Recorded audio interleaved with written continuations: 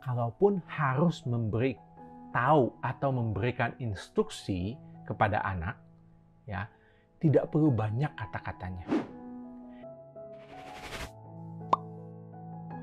Halo orang tua tanam benih, ini adalah video tanya tanam benih yang bicara soal komunikasi yang efektif dengan anak. Jadi saya akan menjawab beberapa pertanyaan dari para orang tua tanam benih soal komunikasi dengan anak. Kalau bicara soal komunikasi, sebenarnya komunikasi itu kan adalah seni untuk mengenali bagaimana cara yang paling cocok untuk menyampaikan pesan kepada lawan bicara kita. Kalau ini soal anak, ya lawan bicaranya kan anak ya. Jadi seni bagaimana kita bisa mengenali cara untuk menyampaikan pesan yang paling cocok dengan anak kita. Maka prinsip pertamanya adalah kenali anak kita. Itu prinsip pertama di dalam komunikasi yang efektif dengan anak. Kenali anak kita. Kenali kepribadiannya. Dia itu kalau diberikan informasi atau diberikan instruksi misalnya, itu gaya responnya kayak apa sih? Ya, itu kan semua bagian dari kepribadian dia. Kemudian juga tiap anak kan punya tahap perkembangan. Tiap tahap perkembangan usia punya karakteristiknya sendiri. Jadi, kita perlu mengenali karakteristik anak kita sesuai dengan tahap usianya. Itu prinsip pertama dari komunikasi yang efektif dengan anak. Kenali anak kita. Untuk menjelaskan lebih jauh, saya akan menjawab satu pertanyaan dari Syafiq Store. Bagaimana caranya berkomunikasi yang baik kepada anak usia 6,5 tahun? Maksud bundanya sebenarnya menasehati. Tapi penerimaan si anak, hal tersebut seperti omelan. Jadi seringnya bilang ke bundanya, aduh bunda marah-marah melulu. Padahal sudah menggunakan intonasi yang datar dan tenang. Oke. Menggunakan intonasi yang tenang itu sudah prinsip yang betul. Ya, itu benar. Tapi pertanyaannya gini, kenapa anak masih bisa mengatakan bahwa bunda marah-marah melulu?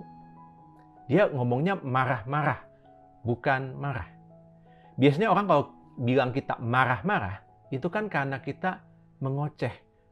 Kita mengeluarkan kata-kata yang banyak dan panjang. Makanya dibilangnya marah-marah, bukan sekedar merasa marah. Kemudian bilangnya juga melulu. Berarti kan sering ya. Jadi kalau saya boleh tebak nih, sepertinya di mata anak, dia sering mengalami begini. Dia melakukan ini, bundanya mengeluarkan kata-kata komentar ini. Melakukan yang lain, keluar komentar lagi. Dan setiap komentar yang keluar, itu adalah kata-kata yang banyak dan panjang. Gitu. Sementara ibunya pikir, saya sedang menasihati. Padahal anak merasanya ibu sedang marah-marah. Nah, jadi gimana dong? Nah, saran saya adalah kurangi komentarnya. Jadi tidak perlu mengomentari untuk apapun yang anak kerjakan. Kalaupun harus memberi tahu atau memberikan instruksi kepada anak, ya, tidak perlu banyak kata-katanya. Karena anak usia 6,5 tahun juga sebenarnya kita nggak perlu ngomong banyak kalau kita mau menerapkan aturan buat mereka. Di usia 6,5 tahun itu anak lebih cocok diberikan instruksi hitam putih. Ini boleh, itu nggak boleh. Ini benar, itu salah. Misalnya deh ya, ada aturan soal nonton saja. Misalnya, sekarang sih bukan nonton TV ya, sekarang nonton YouTube di TV. Gitu. Dan mungkin sekarang saat pandemi itu salah satu hiburan anak atau satu-satunya hiburan anak. Jadi dia mau nonton kartun di YouTube lewat TV. Nah katakanlah boleh, tapi ada aturannya.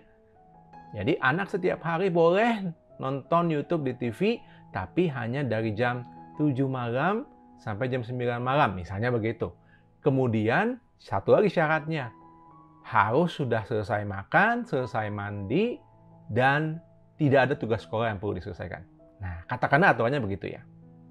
Kalau kita mau menerapkan aturan itu kepada anak, maka pertama, sampaikan aturannya, instruksinya, jauh hari sebelumnya. Jangan pada waktunya ya. Gitu. Jangan di hari malamnya itu, tapi sebelumnya, misalnya pagi-pagi hari Sabtu misalnya, duduk bareng-bareng lagi santai gitu ya. Katakan kepada dia, nak, Bunda mau nyampaikan nih satu aturan buat kamu. Ya, kamu kan suka tuh nonton YouTube di TV. Boleh. Tapi pertama, kamu cuma boleh buka TV dari jam 7 malam sampai jam 9 malam. Kemudian kedua, kamu hanya boleh nonton kalau kamu sudah makan, sudah mandi, dan semua tugas sekolah kamu sudah selesai. Gitu ya, oke? Nah, kalau sudah ngomong seperti itu, kemudian dijalanin kan malam hari nih. Misalnya, anak jam setengah 7 dia udah buka TV, kan belum jam 7 ya. Maka cukup ngomong singkat saja, nak, ini belum waktunya, kan waktunya mulai jam 7. Terus matikan saja TV-nya. Nah, tidak perlu banyak bicara. Kemudian misalnya dia buka TV jam 7. Ya, tapi ternyata masih ada tugas sekolahnya yang belum selesai.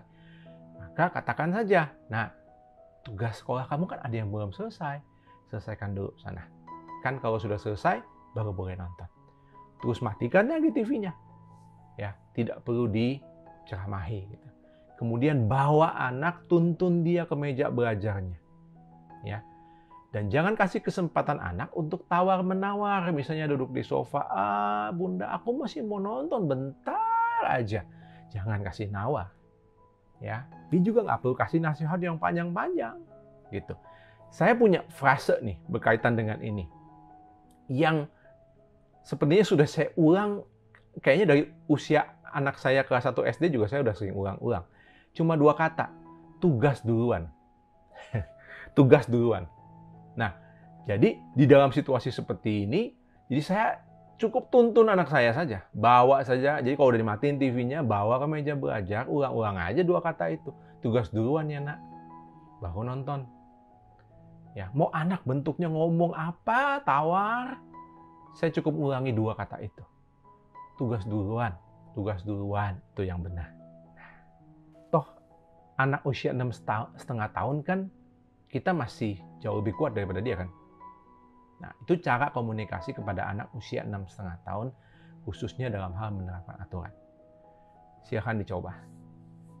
Kemudian ada juga pertanyaan dari Buji Rahayu 01.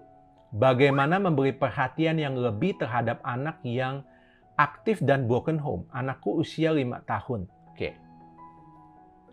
Well, kalau pertanyaannya bagaimana memberi perhatian yang lebih, ya berikanlah perhatian yang lebih. Waktu yang lebih. Intinya waktu kan ditambahin, dilebihkan kan. Nah, saya agak tebak-tebak sebenarnya arah pertanyaannya kemana. Bagaimana memberi perhatian yang lebih kepada anak yang aktif dan broken home. Saya tebak mungkin maksudnya anak itu diberitahu tapi nggak mau nurut, susah diatur gitu ya. Cenderung mau melakukan sesukanya. Dan itu yang menyebabkan ibu bilang, anak saya aktif nih, susah diatur. Saya ngertinya begitu ya. Saya akan menjawab di konteks itu ya, mudah-mudahan benar. Nah, kalau memang maksudnya aktif itu adalah anak susah nurut gitu, susah diatur ya. Ya memang anak usia 5 tahun memang tahapnya dia belajar taat. Artinya dia belajar bahwa ada yang namanya aturan dari orang tua. Dan mereka tidak bisa tawar. Jadi kalau soal mengkomunikasikan aturan kepada anak usia 5 tahun, ya tidak perlu banyak obrolan, banyak kata-kata. Persis kayak tadi. Persis kayak tadi contoh yang saya kasih di pertanyaan sebelumnya. Tidak perlu ada kata-kata yang panjang. Yang penting, pertama, instruksinya sudah dikasih sebelumnya. Nah, pada saat penerapannya, cukup pakai 1 kalimat pendek yang bisa diulang-ulang. Dan anaknya langsung dituntun aja, dibawa. Dibawa untuk melakukan apa yang mesti dia lakukan. Kalau dia mesti menghentikan sesuatu, ya langsung hentikan saja. Kalau TV, ya matiin TV-nya. Kalau gadget, ya ambil gadgetnya. Nah, lakukan metode ini secara konsisten, itu cara mengkomunikasikan aturan kepada anak. Untuk usia kira-kira balita, 5 tahun. 6,5 tahun juga masih sama. Usia TK SD. Nah, kalau merasa ada tantangan tertentu yang spesifik karena faktor anak dari keluarga, latar belakang keluarga broken home, ya prinsipnya sama, tetap kenali anak. Ya, supaya tahu seninya untuk anak seperti begini, cara menyampaikan pesannya seperti apa. Gimana cara mengenalinya? Ya, diamati dan dikenali dulu. Ya, kenapa sih dia nggak mudah untuk taat? Sebenarnya gini, karena pada umumnya anak yang bukan dari latar belakang broken home juga perlu dilatih untuk taat loh. Ya, kalau nggak diajari taat aturan, ya nggak akan taat. Tapi kalau memang ada masalah spesifik, ya dianggap ada masalah spesifik, itu yang dicari tahu dulu. Jadi orang tua bisa membedakan. Ini memang perilaku anak yang umum, layaknya anak usia 5 tahun yang memang kadang-kala susah itu ya untuk diminta ikut aturan, atau ada sesuatu yang spesifik, barangkali faktor emosional, ya, karena dipengaruhi oleh latar belakang keluarga broken home. Kalau ternyata indikasinya adalah faktor yang kedua, bisa mempertimbangkan untuk berkonsultasi ke psikolog anak. Kenapa? Ya tujuannya supaya tahu anak saya ini secara emosional ada hambatan apa yang membuat komunikasi saya dengan dia jadi terhambat. Jadi nanti tahu bagaimana cara yang tepat untuk menyampaikan pesan kepada dia. Nah, jadi di video ini kita belajar satu prinsip berkomunikasi secara efektif dengan anak, yaitu kenali anak. Kenali anak supaya kita tahu cara yang paling cocok untuk menyampaikan pesan kepada anak ini. Kata-kata yang banyak seringkali bukan cara yang cocok untuk menyampaikan pesan ke anak. Kadang-kadang begitu, ya. Nah, saya masih akan melanjutkan untuk menjawab pertanyaan di video Tanya Tanam Benih soal komunikasi, sambil saya memberikan prinsip-prinsip dasar dalam berkomunikasi dengan anak. Jadi, tunggu video selanjutnya.